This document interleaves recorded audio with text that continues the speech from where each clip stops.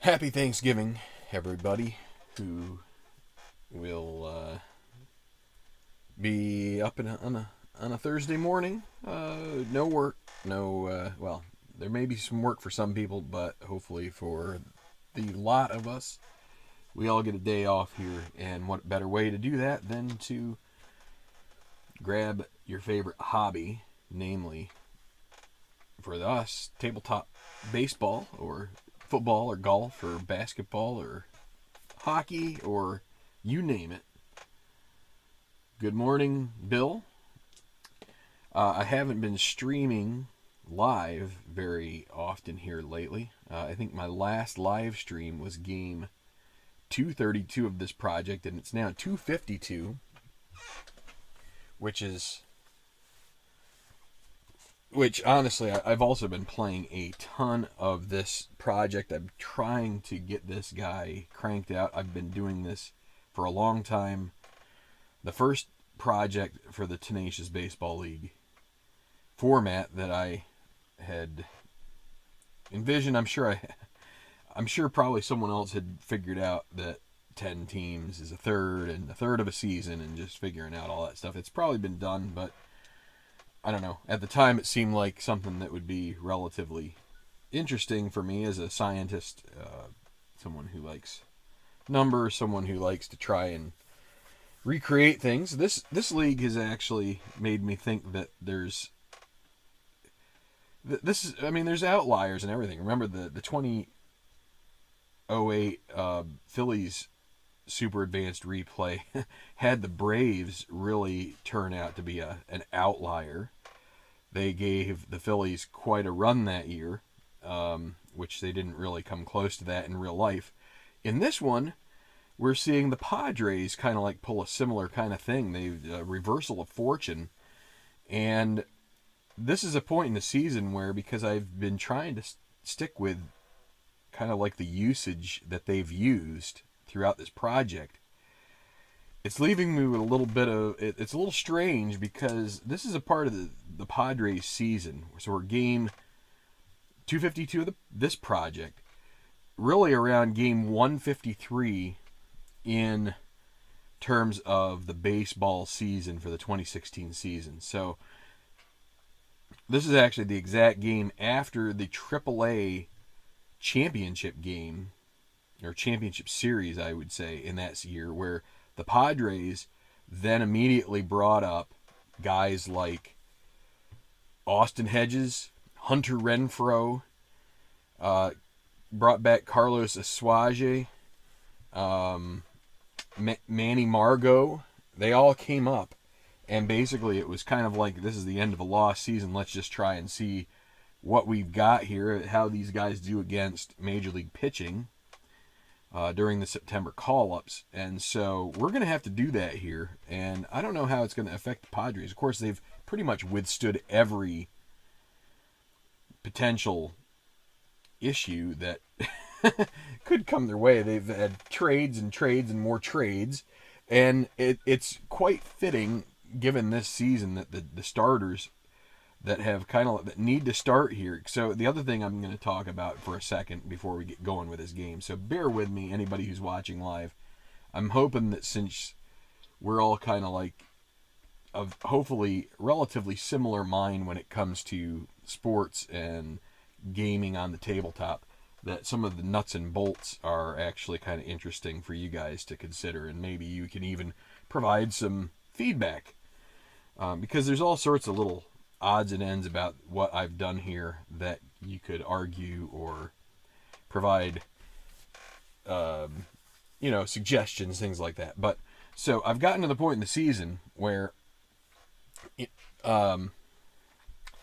usage is something that's kind of like should be always on the mind of somebody trying to either simulate or replay. I mean, guys who replay a full season spend inordinate amounts of time trying to figure out 25-man rosters, and well, now it's 26, but you know what I'm saying, like trying to analyze things like that. And then potentially, if you kind of get into more of a simulation mode, let's say you get injuries that are generated by the game, how do you backfill for those? What players could I institute that, things like that? Which players were on the team that could be backups, could be call-ups, things like that, which, but anyway, so I've changed what I've done. So the solitaire usage chart that comes with Strat, I kind of boiled it into this little note card. And I've been using this pretty much the whole season. Anytime there are back-to-back games, I roll first a D6 on the left column. That tells you the positions, so like 8 and 5 are center field and third base. If I'm sure most of you would get that particular convention, but let's just say we don't see a 1 here. 1 is pitcher, 2 catcher, 3 first base, 4 second, 5 third base, 6 short, 7, 8, 9 from left to right across the outfield. And then DH. We don't have a DH in this project. But anyway, so you would get that. That would cause you to check the 2 players that played in the previous game at those positions, or 3. And then you total their at-bats and walks, which is a rough plate appearance calculation. And based on that, they give you a D20 roll range, and if it falls within that range, then they must rest. That's the way I played it for a long time. What I've been doing lately is I use Strat PC, and let me see. I should try bring up, but anyway, there's a nice. I'm going to, so I'll talk about this in a little bit here, but let's remove this and let's just add, where are you? Stratomatic baseball. Let's just add, so one of the nice things if you use this to keep track of your statistics is, for San Diego, for instance, here, I can go over in here and right-click on any part of the screen, or you can go up to the statistics menu above and then hit Team Stats. And it'll bring up San Diego's team stats. Now, in this little... Oh, you can't see that. I'll get it for you. This is such a... What is it? Statistics? Where are you? Team stats. Okay, there you are. Let's see. Do I have the right one here? Okay, I think this is better. So, San Diego's team stats.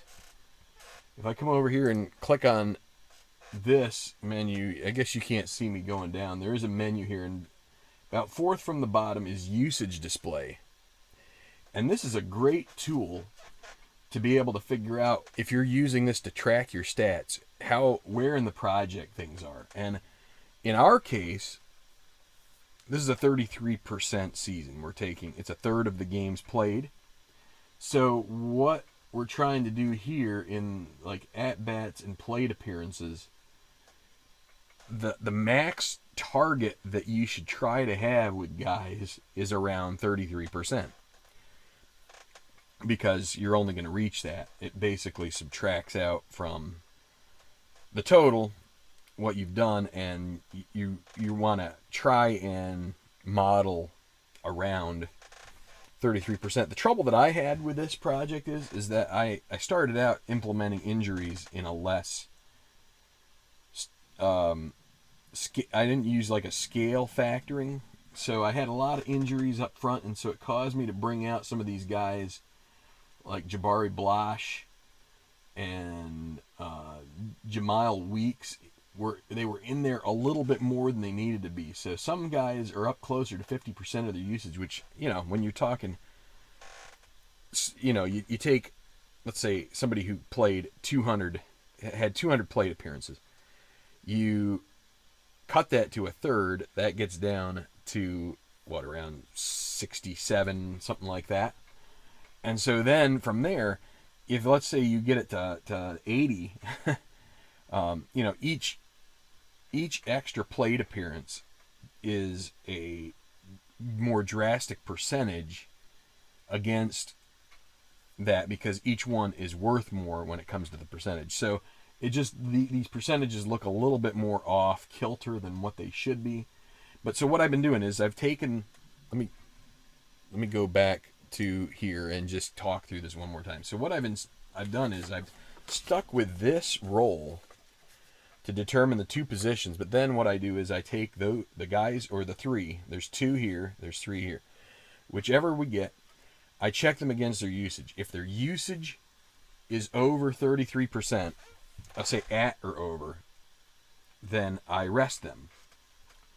If it's under, then they are available. Now I still may, Phil Reynolds, I may still set them if they aren't like the genuine starter at that point in the season. Then I would still pretty much set them like if they were a backup having to play.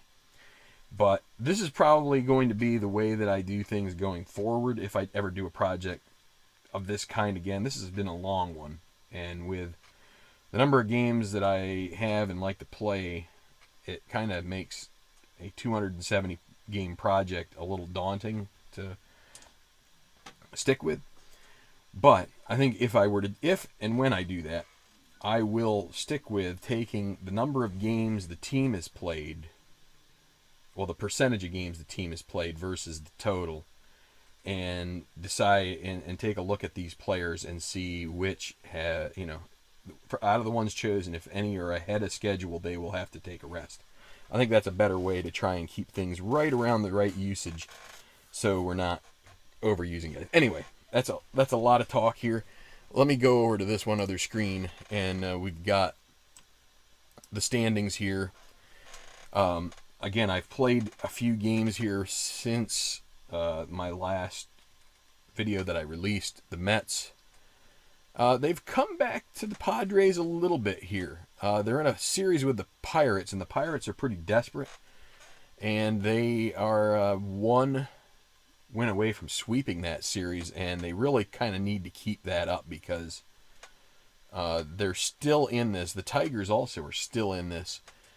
They're being helped by the fact the Marlins and the Orioles both were kind of like in losing skids. Now the Orioles, I posted a picture of the score sheet on Facebook last night.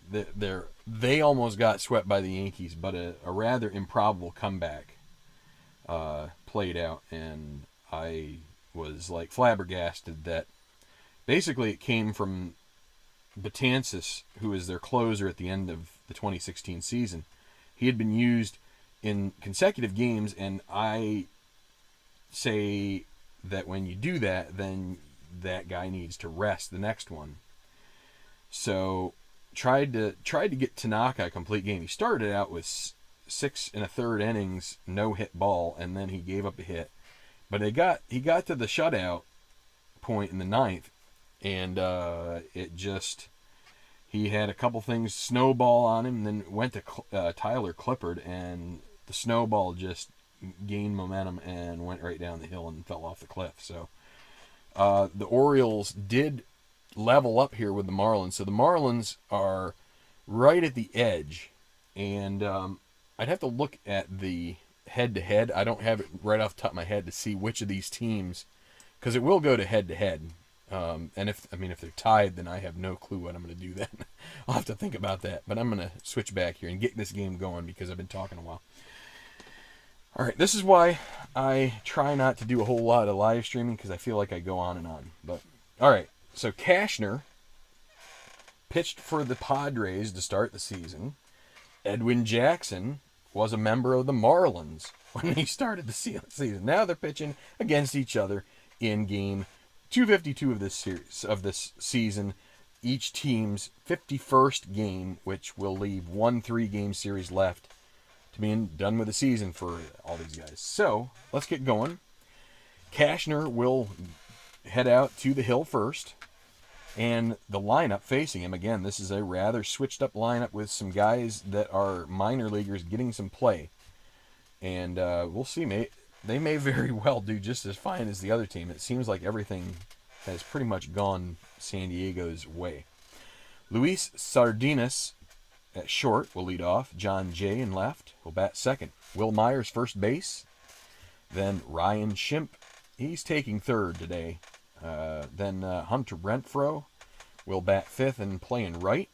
Manuel Margot in center. Carlos Asuaj at second base. Austin Hedges catching, and Edwin Jackson the pitcher. And let's go. Let's see what happens here. Marlins, if they can take a half-game lead, if they for that final fourth position over the Orioles, if they can beat the Padres here, the Padres looking like they're pretty much cemented into that second spot, but lots still to go. We got the Blue Jays hanging out there in third. 3-2 for Sardinas against a righty. He's going to draw a walk right off the bat. So let's see. I haven't really done any analysis. Well, Cashner +6. Now Real Muto -2 is the catcher for the Marlins. So it at least brings it back to a +4. But still, if you get a good lead, you subtract another 2 from that. That makes it +2. It takes Sardinas from a 15 to a 17. Definitely, let's see, what do we got here? John Jay, hit and run. They are holding Sardinas, so it would turn him from a C to a B. I think we will try the old hit and run play here with John Jay batting in the 2-hole. It's 5-3 lefty. Ballpark single chance. So this would be a single with 2 stars. Everything off the pitcher card gets converted to single 2 stars. If it is a single, now it's 11s for either side, ballpark singles, and then for the home runs it'll be 3s. So it's a 1 to 11 would be a single, and it'd be a first to third. It is a 5, so a single for John Jay, and Sardinas goes all the way to third. And as talked about, it seems like the Padres already on the way. All right, so Will Myers now, first and third. They're gonna hold the infield back, double play depth. They want to get 2, if they can do it. 4-8 righty, and another walk for Cashner. Walks, the base is loaded. And this is not the start the Marlins were looking for if they want to stick in that final playoff spot. Ryan Schimpf now to the plate. Again, the infield will remain back.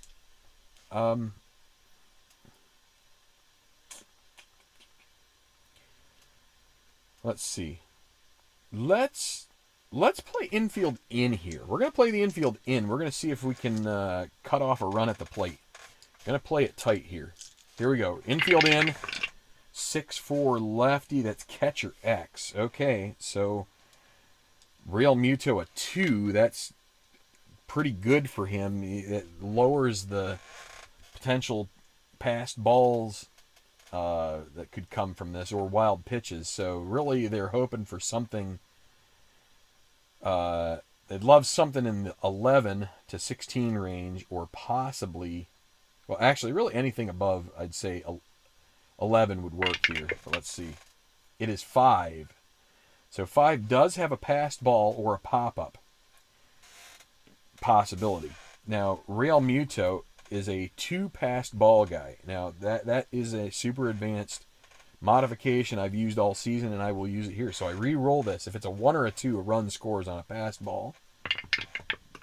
But it's a 15, so it will only be a pop-up, and they get away with it. Pop-up caught by Real Muto, really it's an infield fly rule kind of thing. But that's 1 out, so they do get away with that. And now they will play the infield double play depth, hoping for a ground ball A from Hunter Renfroe. Of course, he's got some disastrous rolls on this card. So you're playing with fire here, and it's a 4-7 righty. And that would be, they need a high number here, and then we'd have to analyze what the ground ball B would bring. Probably would be just getting 1 at home, but let's see. Wait, we're playing back, so it probably would just be getting Myers at second. But it will be a single if it's anything 16 or below. And it is a 1, so a single for Renfroe is going to score Sardinas 1-0 Padres. Sneaks through the right side of the infield, and everybody will move up a bag in the process. So Renfroe is first hit since being called up, and that's going to bring up Manny Margot. Base is still loaded. They will play again at double play depth. At some point here, they may have to start thinking about playing in, but 2-3. That's a ground ball to third base B. That will not, as Margot is pretty speedy. Probably should have factored that into my decision. He's got a lot of Bs. That's a fielder's choice. It's going to score a run, as that will be third base B is a 5-4. Fielder's choice. J will score. And maybe I should have played the infield in there. But, you know, you roll 1-8 and then you score 2. So it's kind of a crapshoot when you're talking about strategy. But now it's 2-0. And Aswaje is going to come up with, let's see, 2 outs now. And runners at the corners. 4-7 again. This is against the lefty. That's another single. The 4 is active today. In comes Margot, 3-0. How about these Padres? They just, I feel like they've just faced really bad pitching. Margot, they're going to send him, and they're going to throw into second, and they're going to avoid Swaje taking an extra base. But man, Cashner is not with it today. Here's Austin Hedges, 8 to the plate. Another 4-7. It just feels like they're running straight through my. So let's see what happens here with the D20. That is a 6. That's another single. Another run scores. So when that happens, I have to start thinking about what's going on here. So only 1 base advance, but now the pitcher spot. They batted around. And Jackson is pitcher's hitting number 3. So, and now a possible balk. Cashner does not have a balk rating, so it won't be that. But here we go. So what I do is, let me move this way. Can you see it? Let me put it over here. What I do this time is that then I will take these guys, actually set them on here, and like make sure that I flip the darn thing, because sometimes I swear these things will just kind of like, I feel like they glide through. So there's a 1-9, and that is a single. So even trying to make sure that we get a good roll, somehow Edwin Jackson. Now Aswaje Because a 13, they're going to send him. They're going to have to make a play at the plate here. They've got to do something and try to get out of this inning. So 13 not being held would make that 15, right? Because it's 2 plus because of the 2 outs.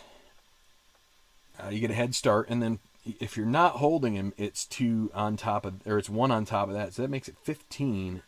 And then that is a single to center, Yelich -1. So a 1 to 15 chance.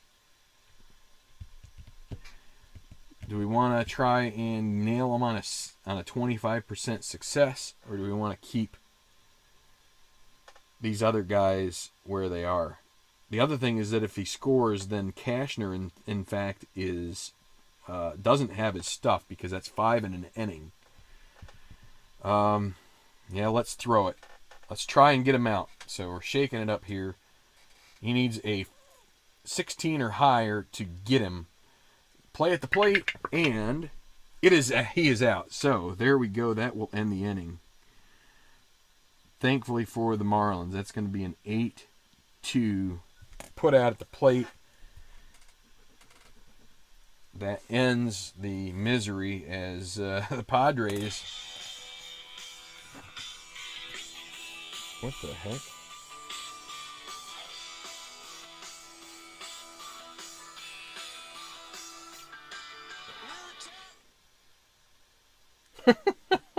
Oh crap! I'm probably gonna get some kind of a knockout of this video once that it was. So I have a watch, and if I lean just right, it decides it's gonna do something weird, like put on music. So early hook. I'm trying to hang on. I feel like you don't want to go to the pen right away, especially. But I'll tell you what, this park here is not a place that gives up a ton of home runs. Marlins Park. It's we'll see. I mean, we got Edwin Jackson here. He's no, what's his ERA? 5.89. He's no, Cy Young or anything. So let's see this play out. But 4-0 after the top of the first. Padres just get a series of rolls that are great for them. And, okay, so Real Muto will lead off against Jackson. Then Yelich in center. So we already knew Real Muto. Catcher. Then Yelich in center. Prado, third base. Giancarlo Stanton in right. Bohr at first base. Justin Bohr. D. Gordon at second. Marcell Ozuna in left, Edeni Hechavarria shortstop, and Andrew Cashner. And we will try and stick with Cashner, depending upon how things go here. But Real Muto leads off, and he draws a walk. So something that the Marlins will want to see.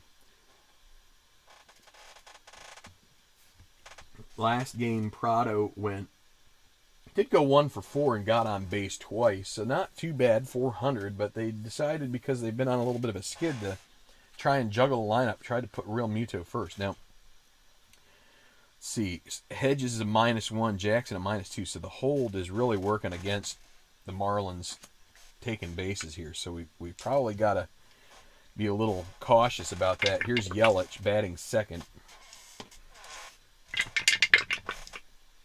1-8. That's a strikeout. So 1 out as Jackson starts to get into his groove. 3-8, and that's going to be a deep fly ball, but it's going to be in the park here as Margot goes back, and he secures it for the second out. And now Stanton. This would be a place where if it was a neutral hold situation, I probably would think about trying to get a lead with maybe a slight under 75% chance. But I feel like here, where you have to subtract 5 from 17, that makes it 12. Only 60%, I think. And with Stanton up, I think you just got to stick with it here. So, because Stanton can go deep. Now here we go with 2 outs. Giancarlo Stanton, that's a 3-8, and he strikes out. So a couple strikeouts in the first for Edwin Jackson. And as is the pattern with my season here, the Padres maybe having faced, maybe they were in the toughest division. It's very possible that the NL West was so tough that they just had trouble sticking with them, because you had the Dodgers, Giants, Rockies, Diamondbacks out there with them, and that's a significant part of your schedule. So Sardinas got off with a walk, and now 4-11. We're back to the 4 column here. Switch hitter. Fly ball to right field. That's Stanton, 3 range. 3-11, he will get underneath it. And then the E6. Oh boy, there's a 17. As if the Marlins needed any more bad luck. Let's see if I'm guessing 17 is going to be bad here for Stanton, but let's see. E6, yeah, that's a 2-base error. So it looks like they get through the check, and then you end up with the old 17 on the E6, and that's going to be an E9. Putting Sardinas at second, and that pretty much has nothing to do with Cashner. John Jay, 210. It's a ground ball to second base. It's going to get the runner over as Jay tries to keep it on the right side of the infield. That'll be a play made there as Gordon throws to first. But now, 1 out, runner 90 feet away. A Will Myers sac fly would make it 5-0. 6-8 righty is a ground ball to short. At this point in the game, I would say we were going to have to play the infield in anyway, because it's like you do not want any more runs across here if you can help it. So, I know this is kind of like not...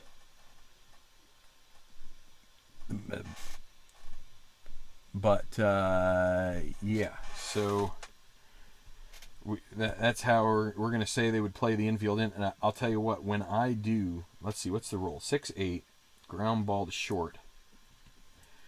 When I put these into Strat PC and I've checked these situations, I'm usually pretty much like that situation. The only thing is, maybe a little earlier in the game, I tend at times to play a little bit more let the run score.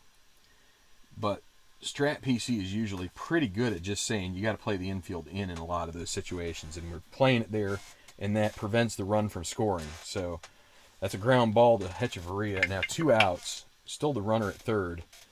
Ryan Schimpf, 5-3 lefty. Ballpark single, 1-11 would score the run. And it's a 17, so they get out of the inning. It'll be a liner caught by Gordon. So they put a 0 up. I think that makes some sense.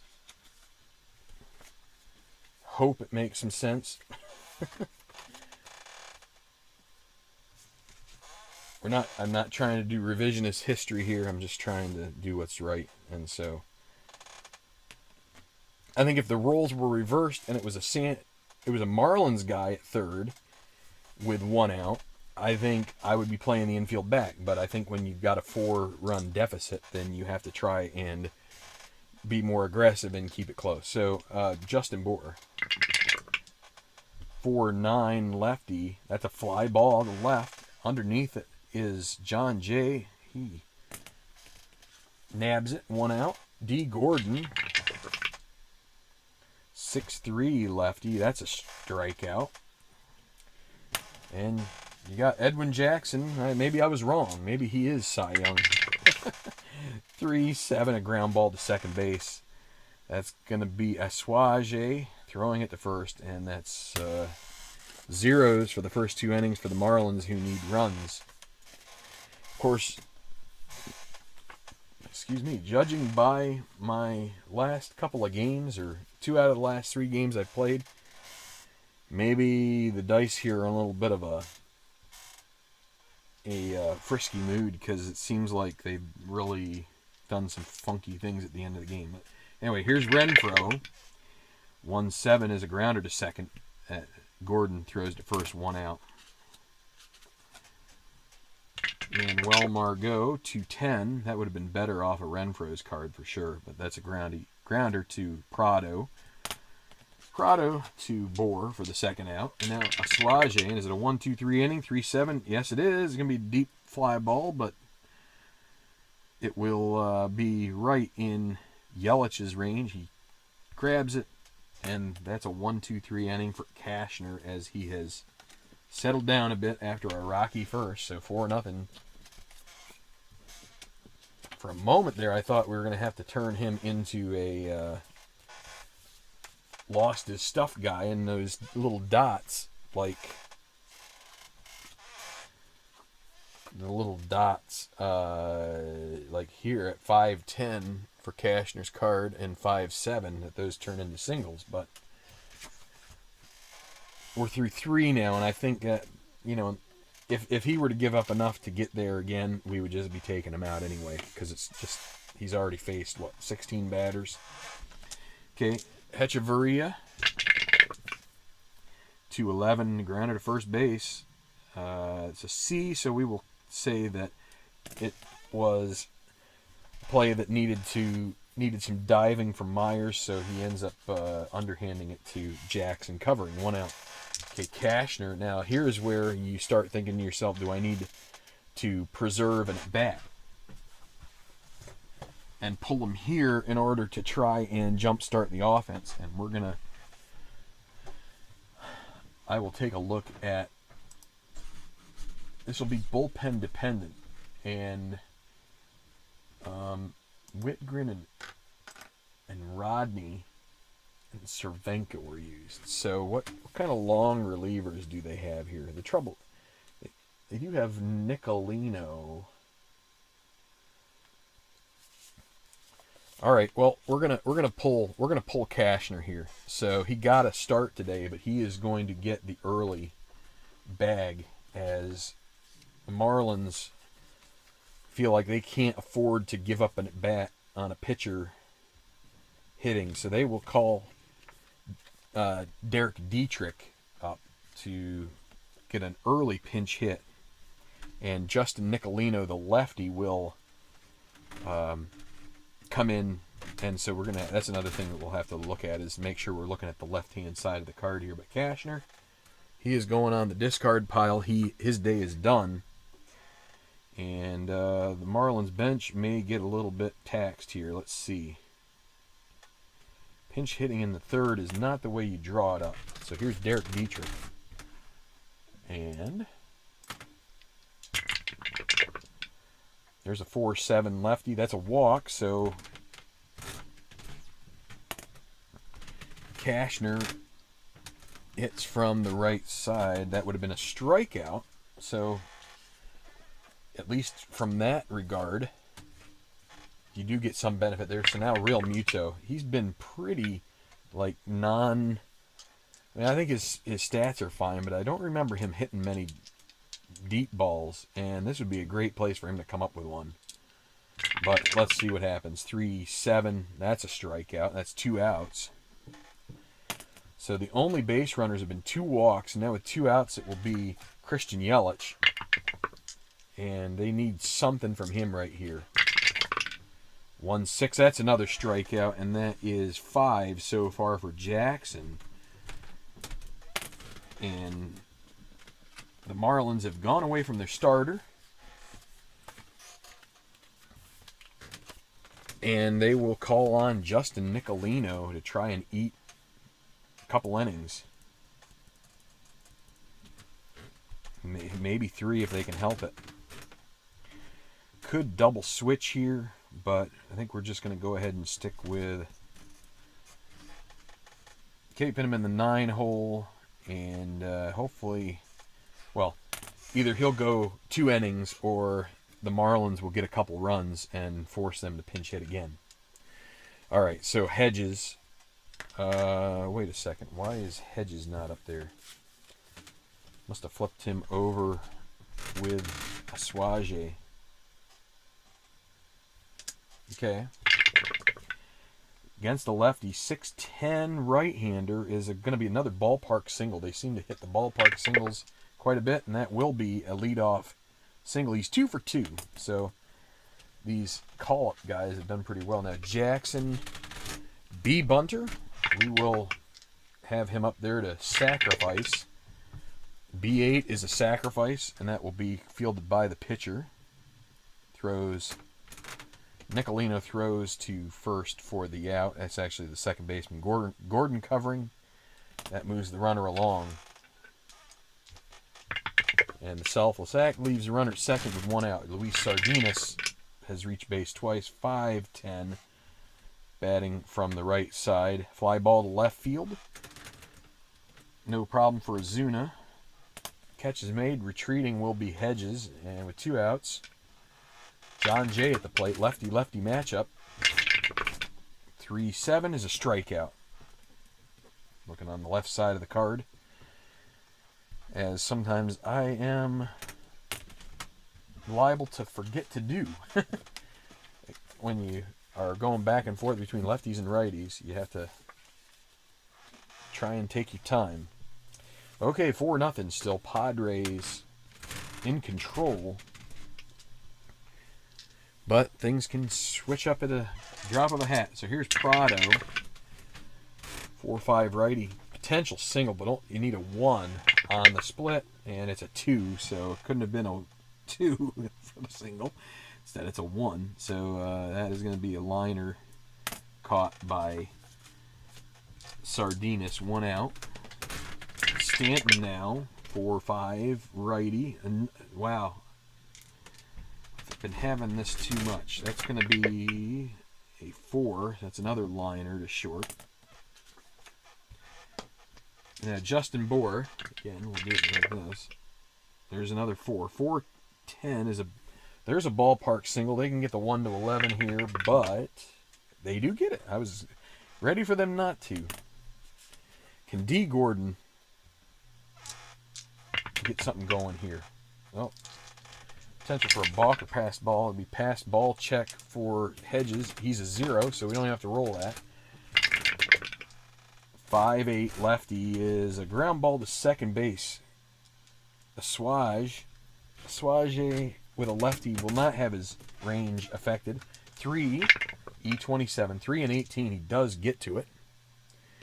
And the E27... have to check that against a 9. I think it'll be okay, but... And it is. We will... Yeah, we'll say this was since it was a tough play, we will say he has to throw it over to first for the final out. And the side's retired through 4. It's 4-0. San Diego, the real change of fortune kind of situation. And Nicolino will get his second inning of work going to the 5th. He'll have to face Will Myers. Schimpf and Renfroe. Based on the way Strat does things, this may be okay, because I don't know if Renfroe... Now, his left side is just as bad as his right. Or just as good, I guess is what I should say. Whoa.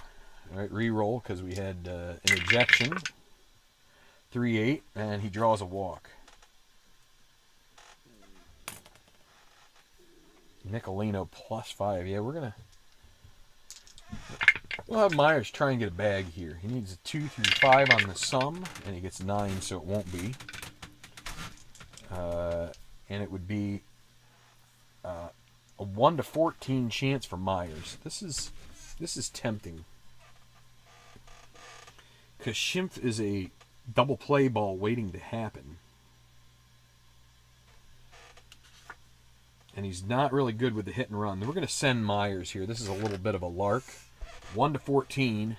This would probably go against a lot of people's sensibilities. So the way we calculate that is we go, oh wait, no, it's not. I messed up. We can't steal him here. We're not going to do that. It's 13 with a bad lead, or a normal lead, whatever you want to call it, and you try the steal. You would take the +5 and then subtract Real Mutos 2 to make +3. So they get them up to 16. But then you have to subtract 4. That gets it to 12. So it's a 60% chance. And I think we're going to stick with letting Schimpf hit. And if he hits into a double play, we're just going to have to say, good job, Nicolino. 6-7 righty. And I guess it's a good thing we let him hit, because it's going to be first and third at the very least. It's a 10, so it'll be second and third, a double for Schimpf. And just like that, things start back up. The Padres, they just seem to start kicking butt all of a sudden. Wait, did I look at the wrong? Oh, he was a lefty. This is a single. My bad. I forgot to move the cards. Still a 6-7, so it's still this split for a double single split, but it's a 1-6. So since we rolled a 10, it's only a single for Schimpf. Now it'll be Renfroe with 2 on. And we just rolled the D20, so we don't need to do that again. What do we got for Renfroe? 4-7 righty. That's a single. In comes Myers. Easily trots home. 5-0. Schimpf, he's going to go ahead and motor into third.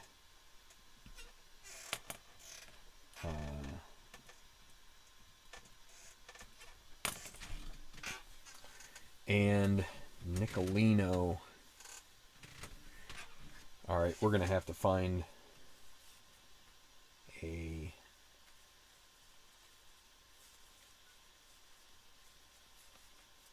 Dustin McGowan.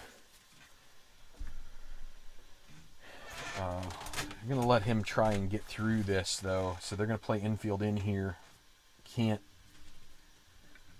count on a double play. Margot has none on his card. So everything's a B. But you also have 2-7 there, which would be a single if it gets to be 2-7. There's a 1-8. This would be with infield in. I think they would cut it off at the plate, but let's see. Ground ball third base B is a 7-20, and it is 15. So first and third with a ground ball B, 7. Batter safe, lead runners out. So they cut him down at home. So there you go. That is a that was a third base. So it'll be 5-2, fielder's choice, and 1 out. So now they can play with the infield double play depth, and it'll be lefty Asuaje against lefty Nicolino, but a possible wild pitch. Need to be a 1 or a 2. It's an 11, so just keep moving. 4-7 lefty, and more trouble here. This is going to load the bases unless it's 19 or 20. It's 18. Right at the split, they get it. So this is it for Nicolino. I think we've got to... Actually, they're going to sit down McGowan here since the pitcher spot is coming up. And they're going to bring in Kyle Barraclaw. Try and put out this fire. They've let 1 across in the inning. And so 1 out so far.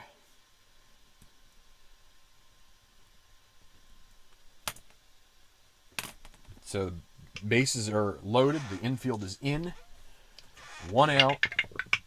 Carlos Asuaje at the plate with a 5-0 lead. It's 6-7 lefty, and that's a walk. It's going to force home a run.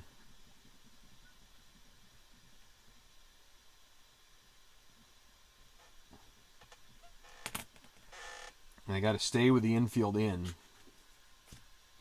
Wait, I looked at the wrong card. It's a righty. It's still a walk.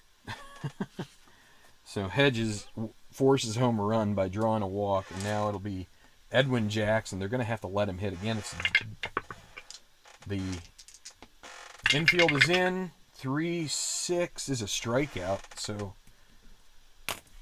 better than a double play to end the inning. Now it'll be Sardinas, one batter away from hitting around a second time. Can Barraclaw get Sardinas out of here and be done with this inning with only 2 across? 2-8. That is a strikeout. So they get 2 at 6-0. And Barraclaw, aside from the walk, limits the damage to pretty much just the 1 run on the top of the one that had already scored. So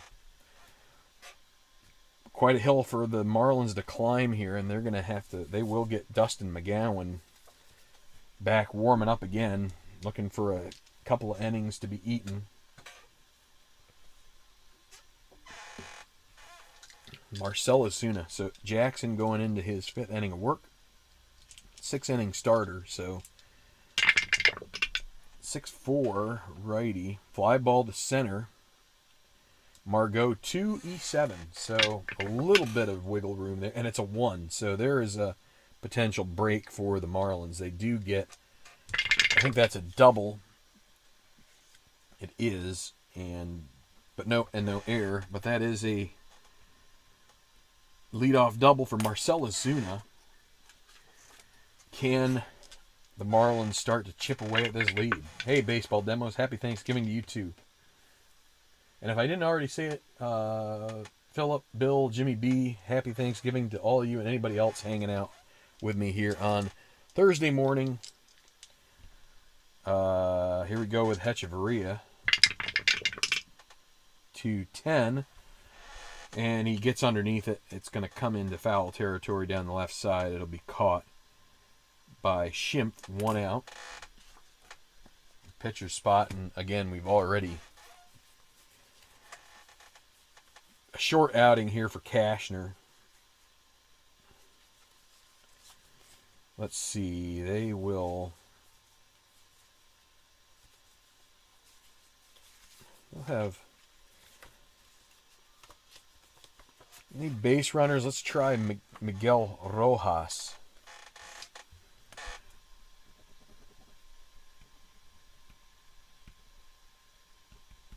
Fifth inning.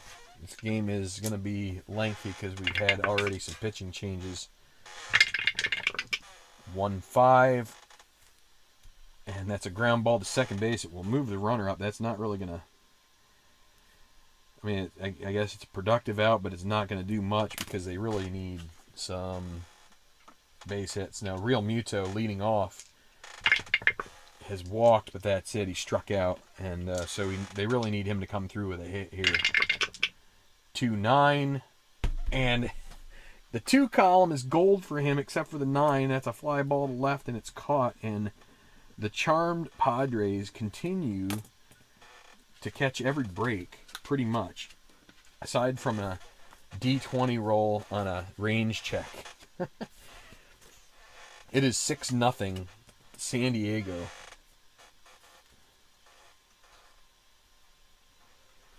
And Marlins are going to have McGowan come in.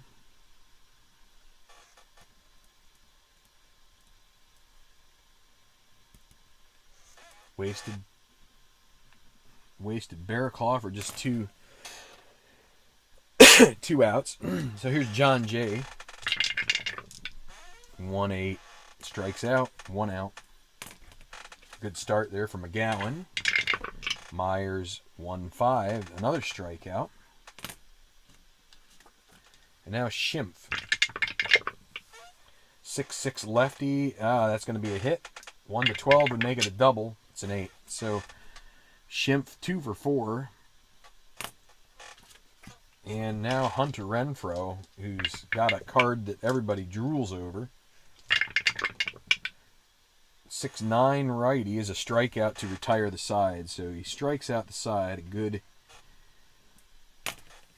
bit of work there for McGowan. And now he just got to hope that his team starts pounding in some runs. I jinxed the Marlins saying Edwin Jackson is not Cy Young, and instead he has only allowed 2 hits in 5 innings, and he is looking pretty darn good. Christian Yelich, 0 for 2. Couple strikeouts, 3-3. Ballpark single, 1-11. And that's a 5, so a leadoff single for Yelich. Martin Prado, 2-3-4. Up until that point, we're 0 for 6. 6-7 righty. This is going to be trouble for Jackson. Could be a triple for Prado, which seems a little... But it won't be. It'll be a single, but it'll move first to third.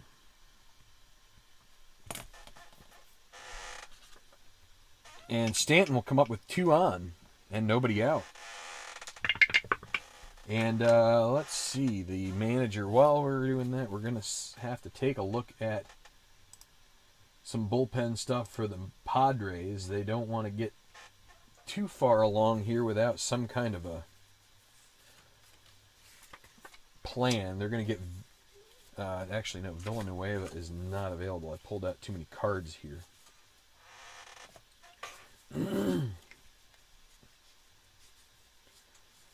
Brandon Morrow and Keith Hessler, a lefty and a righty. Well, a righty and a lefty, respectively. So that's who they're going to get up, trying to what has been a very effective back end of the bullpen with Buchter, Hand, and Morrow. If they can just try and, I mean, they might not even need it here with a 6-0 lead, but with 2 on, nobody out, we already rolled D20. Here's Stanton. 2-4, he strikes out. 1 down, and again they'll play the infield back here. They would have given up a run for a double play, but now it's the double play would get them out of it. Justin Bour, he needs to come through here, doesn't he? Can he? 1-7, and there is your double play. Ground ball to second base. It'll be Aswaj over to Sardinas, then finally to Myers, and that is what you call killing a rally. And Jackson survives. We may have them go to their bullpen. Jackson has pitched 6, but that was kind of a little bit of a first warning sign that maybe he's a little vulnerable here. Okay, so Manny Margot going to lead off. McGowan in his second inning work 1-4, grounder to short. Hechavarria throws to Bour, and that's the first out of the inning. Carlos Aswaje, maybe it's Aswaje because that's a J in the Spanish. That's usually a more of that H thing. So fly ball to center will be caught by Yelich, 2 down. Aswaje maybe. And now Hedges. 4-6 righty is a strikeout. So steadying effort from McGowan. Will it make any difference? That's the question. And the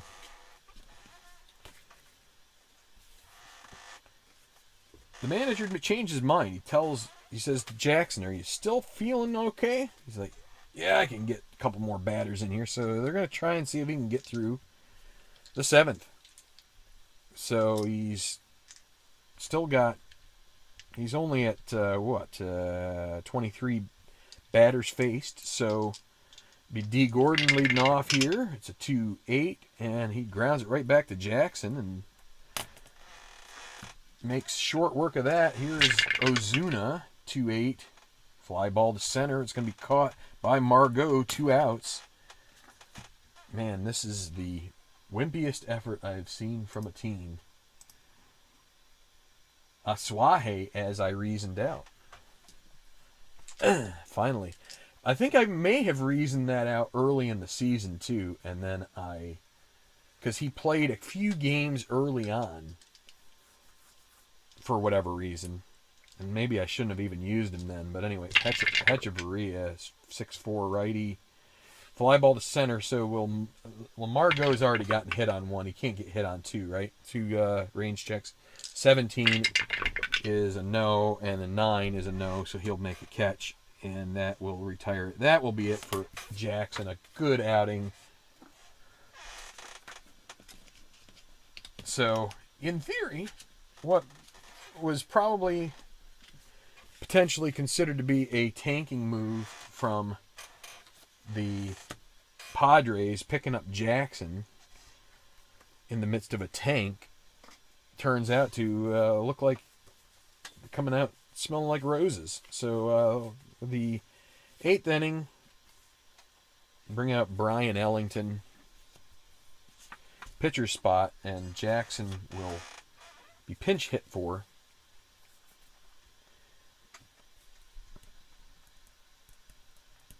McGowan with 2 innings of work. Bring in Ellington, and let's see. Let's have Jankowski get a pinch hit here. He doesn't get a whole lot of run out in these final few games, so we will let him have a pinch hit. Especially since it makes me think of Sebastian Janikowski, even though the names aren't even close to the same. Well, they're close to the same, just missing one vowel. All right. Not that I'm a Raider fan. That's a 3-4 against a righty. It's a grounder to shortstop. 6-3 put out. Jankowski can go back and resume his video game playing or whatever he was doing on the bench. 2-7. That's a fly ball to center field. It would be a clutch hit if there were 2 outs and somebody on second or third. Instead, it's going to be caught by Yelich manning center field, and John Jacob Jingleheimer Schmidt. His name is my name too. Something like that. Catcher X. I haven't gotten any tongue lashings for singing, so I'm kind of missing out on it. So it's going to be a ground ball out as long as Real Muto doesn't error. And that's 13 on his E2, and it's a good play made. 1-2-3 inning for Ellington. Taking the A train to the bottom of the 8th. And it's going to be the pitcher spot up for the Marlins. And let's see. Go with Brandon Morrow, righty.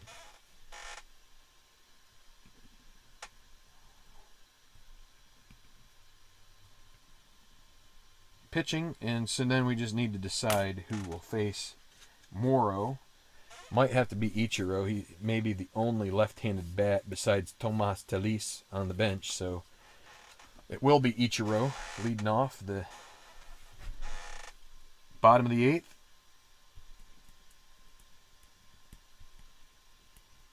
Ichiro Suzuki. 1-6 is a single. Leadoff single. Maybe the best move that the Marlins could make all night was using the mind meld with the Padres manager and having him take out Jackson. So Suzuki at first. Nobody out. Here's Real Muto. There's no baseball on Thanksgiving. Yeah, happy Thanksgiving, ID Jester. I guess there's, it's kind of like there's no crying in baseball. But, yeah, I think baseball is at least a little better than soccer for a Thanksgiving Day, but you never know. I guess they play that overseas. Fly ball to right field, so Renfroe, not the greatest fielder out there. 3E25. This may be a way to get something going here. So a 3 and a 7. That's a deep fly ball. He has a chance of making the catch, but the E25 is pretty ugly. And a 12, he might actually do it. 12s don't get hit all the time. It is. It's a 2-base error. So F1, 2-base error. Runners advance 2 bases. So Suzuki is going to glide into third, and Real Muto goes on an E9. So, second and third, nobody out. They may have to call on that back end of the bullpen. They were trying to not have to use him today. Yelich now. They're playing infield back. They will concede a run for an out. 1-5. That's a strikeout for Morrow. Brings up Prado. And if they can get Prado out, you might think about walking Stanton. We'll see. 1-9. That's a ground ball to second base. Not second base, shortstop. It's going to be caught by Sardinas, and he will throw to first. The run will score. And now runner at third with 2 outs. RBI for Prado. And now you bring up Stanton, and I think we will pitch to Stanton. Even though we do have a base open, it may be wise to pitch around him, but let's just go for it here, and it is a 2-9, and that is a strikeout. So, throwing caution to the wind, it is 6-1, San Diego, through 8. Brandon Morrow with a good inning of work. And they're going to get Hessler back up with Bohr and Gordon coming to the plate in the bottom of the 9th. So, Ellington worked an inning. I think we're going to have to... Well, they did pinch hit for Ellington, so he can only go 1 inning.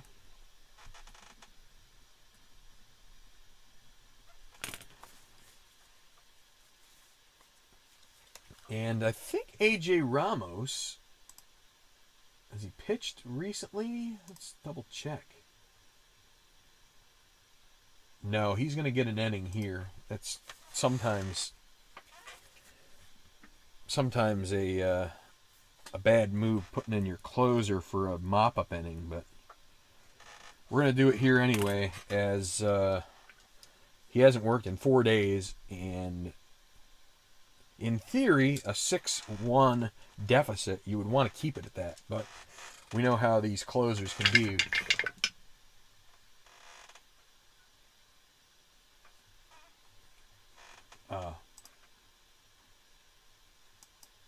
Because I forgot to change it, man. That's why the title is wrong.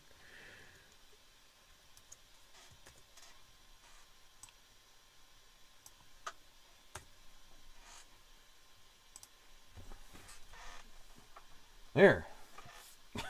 Doesn't say it anymore, I don't think. Unless I'm wrong. Let me check my phone. That's what I'm going to do during this. Just like I'll do every other part. Yeah, there, it's changed. Woohoo! Thanks for the heads up, ID Jester. I can't remember if I rolled these. I don't think I did, so let's just go with Myers. Oh, I don't need to roll that stupid thing. 1-8, that's a strikeout. 1 out. Schimpf. 1-5, that's a strikeout. The reason it wasn't changed is that in XSplit you can, or no, it's actually in the YouTube studio. You can, no, I'm not doing a doubleheader. You can, like, what do you want to call it? Clone off of a previous live stream, and I did, and I just forgot to change the title. So, anyway, Renfroe, 4-11 righty, is a strikeout. So he strikes out the side. Ramos, no doubt there. And Renfroe doesn't get a homer. I was expecting him to homer in this game for some reason because his card looks like a pitcher's nightmare.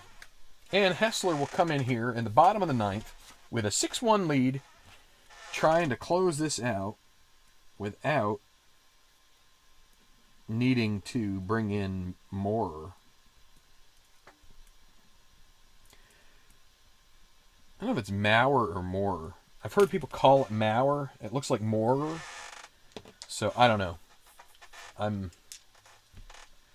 So it's lefty-lefty. 4-9 is doubled up to 15. So, This is one of these cards printed off, and as Baseball Demos has suggested, one of these days I need to do a little tip on how to do this for people. But so that's a 1-15 double. If you see here, 4-9. It says double equals 15, and that equals is also not only means equals, but it's a 2-base advance, and then the single on the rest. So this will be a hit. It'll be a single for Bohr.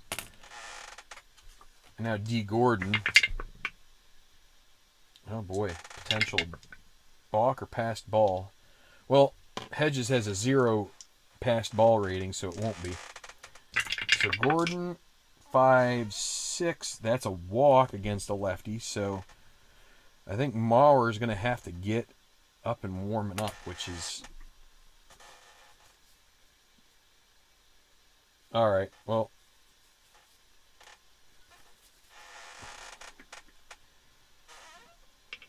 How about Maury Povich? Is it like him? I don't know. So Maurer is going to be warming up here, and he's gonna pitch to Ozuna now.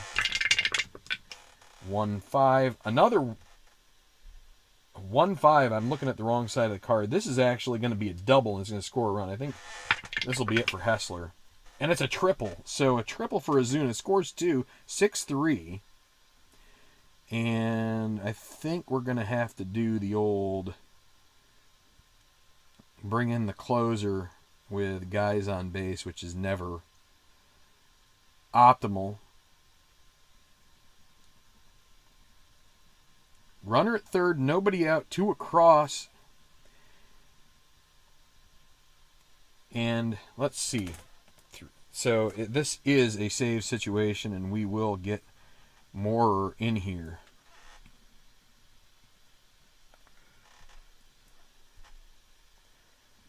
Hessler with the 0.0.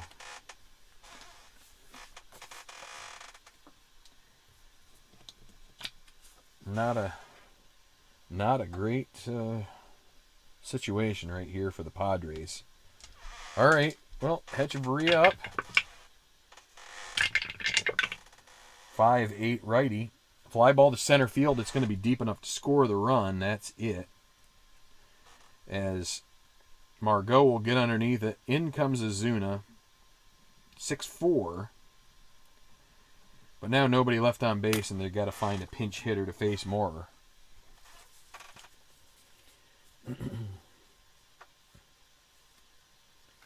And it's kind of slim pickings here, but they will go with Jeff Francoeur, even though against right-handed pitching, he's not nearly as good as left.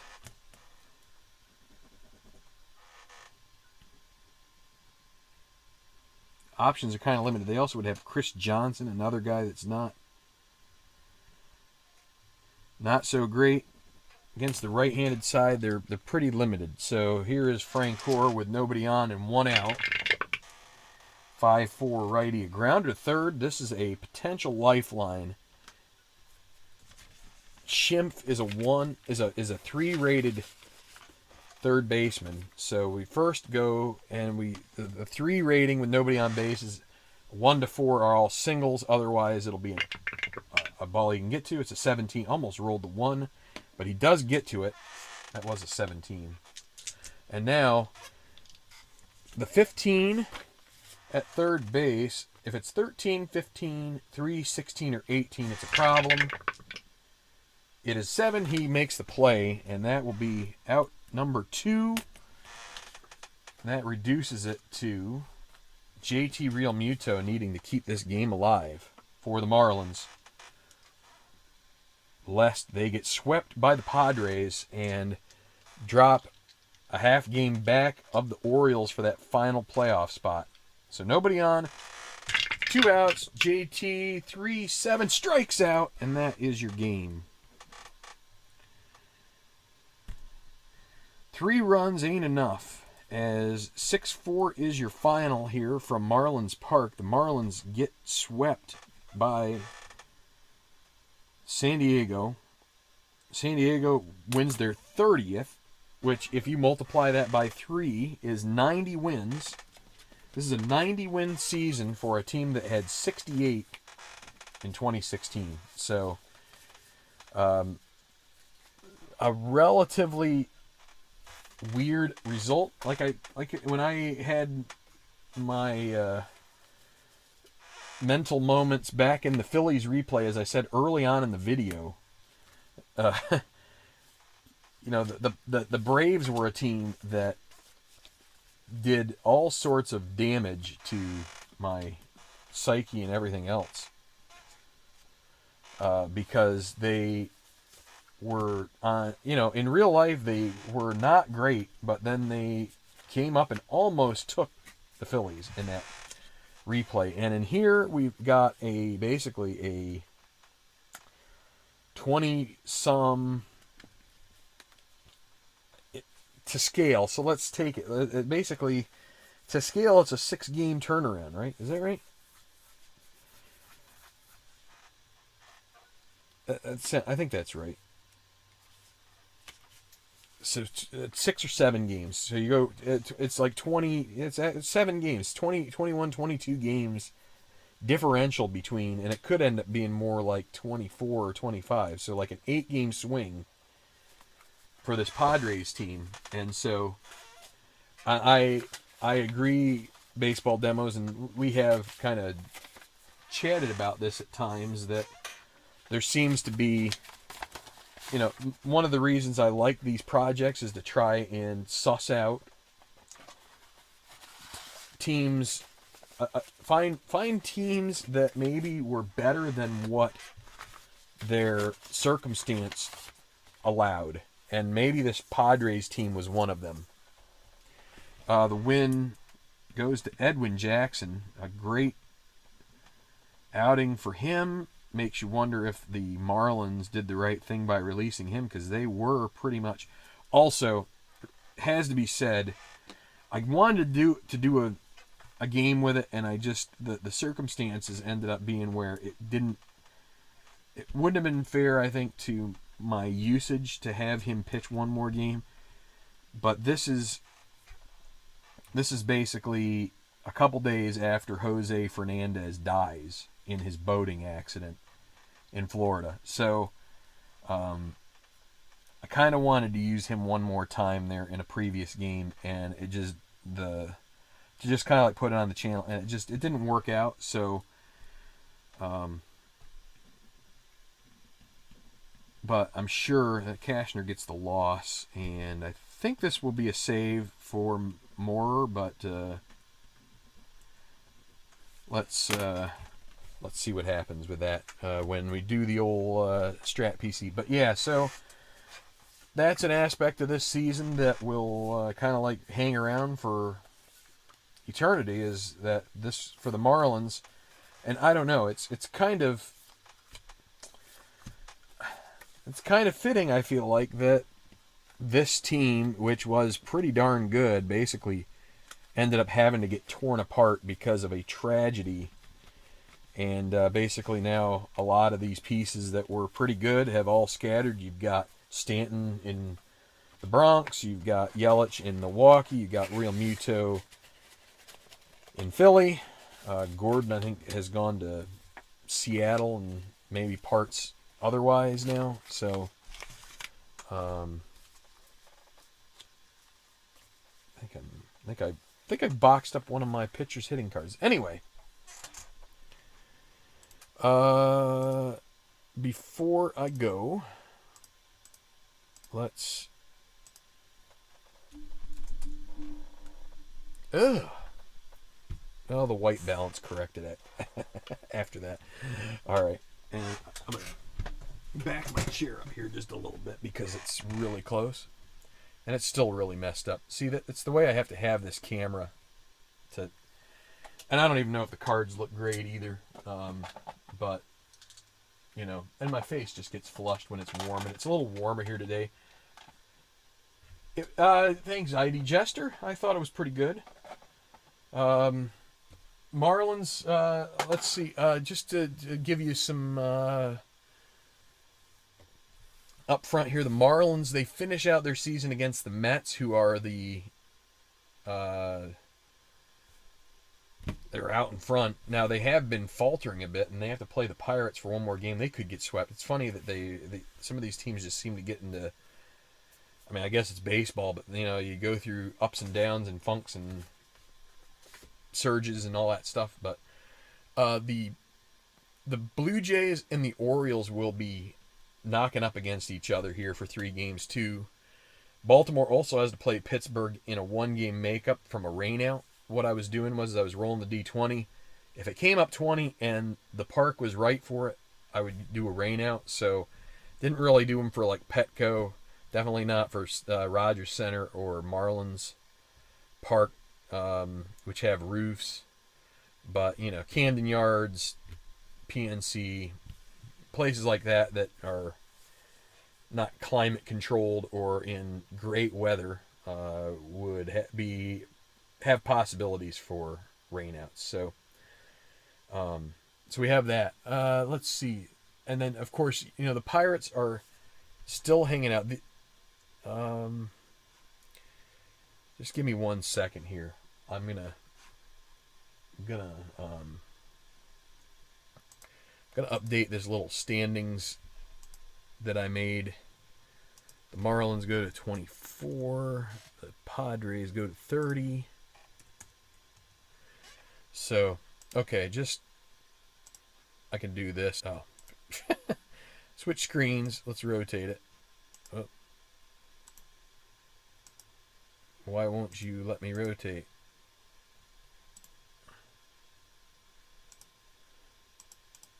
There we go.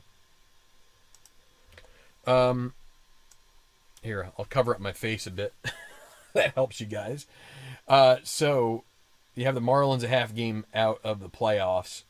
And so the Tigers, they still have a game in hand here too. So they could end up at 2.5 back of Baltimore. Again, that like extra game Baltimore has to play could be important.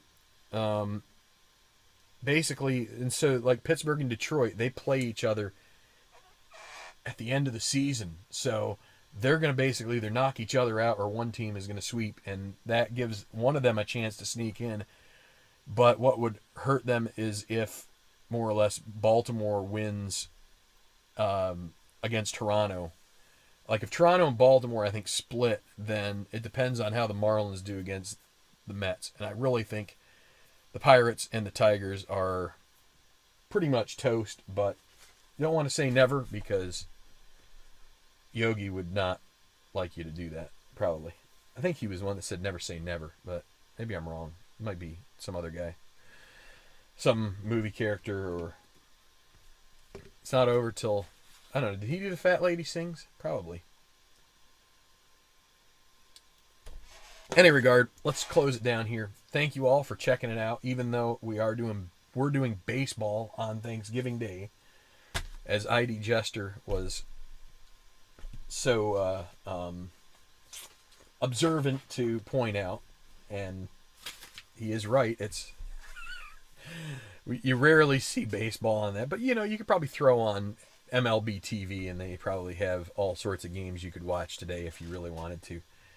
You know, there's some NFL this afternoon. The game tonight's been moved to Sunday, Pittsburgh and Baltimore, which is probably the only game really with any interesting aspects today, unless you're a Cowboys football team, Lions, or Texans fan. Then maybe you do have something to root for, but I don't know. Those all seem like pretty tough games, and that one at the end of the day was going to be like prime time television because you've got undefeated Pittsburgh and Baltimore on a little bit of a skid, and you know, probably taking a little bit on the chin lately, and you know, whether they'd be able to overcome that or not, I don't know. But the COVID has moved it to Sunday, and so we all get to sit, and hopefully you've recorded.